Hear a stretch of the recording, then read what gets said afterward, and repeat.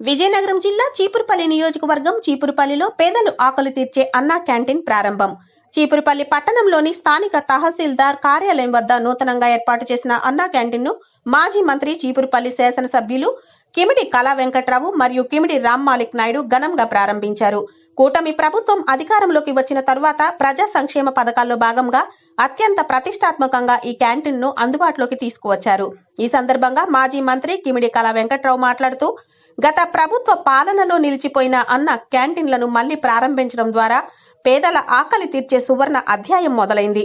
కేవలం 5 రూపాయలకే శుభ్రమైన పోషకాలతో కూడిన ఆహారాన్ని అందించడమే ఈ పథకం ముఖ్య ఉద్దేశమని, నిరుపేదలు, కూలీలు మరియు బాటసారులకు ఈ క్యాంటీన్ ఒక వరప్రదాయిని అని పేర్కొన్నారు. అన్నా క్యాంటీన్ ఓపెనింగ్,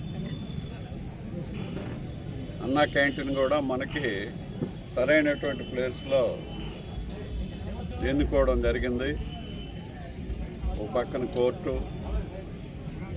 దగ్గరలోనే తహసీల్దార్ ఆఫీసు, అట్లాగే సబ్ జైలు, రిజిస్ట్రార్ ఆఫీసు, పక్కనే మళ్ళీ కొత్త కోర్టు వస్తుంది. ట్రెజరీ కూడా ఇక్కడే ఉంది. మన అన్ని ఆఫీసులు ఉన్న దగ్గర పబ్లిక్ అంతా కూడా వచ్చి వెళ్తుంటారు.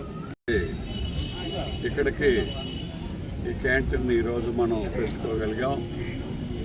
ఈ పేద ప్రధానికి ఎవరైతే హాస్పిటల్కి వచ్చిన వాళ్ళు కానీ అక్కడేదో పొయ్యి పెట్టి వండుకొని ఆ గింజ తాగే బదులు 1 గంట ఇటు పక్కగానే వస్తే 5 నిమిషాలు అక్కడి నుంచి నడుచుకొని వస్తే క్యాంటీన్ ఉంటుంది.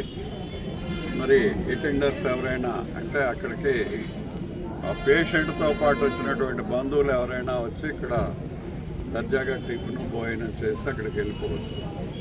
అలాగే పల్లెల నుంచి వచ్చినటువంటి మరి కోర్టుకు వచ్చిన వాళ్ళు కానీ, తహసీల్దార్ ఆఫీస్కి వచ్చిన వాళ్ళు కానీ, ఆర్డీఓ ఆఫీస్కి వచ్చిన వాళ్ళు కానీ, మరి డెవలప్మెంట్ ఏ విధంగా చేయాలి, అదేవిధంగా సంక్షేమం ఏ విధంగా చేయాలనేది ఒక ప్రణాళిక ఉండేటటువంటి ప్రభుత్వం కూటమి ప్రభుత్వం.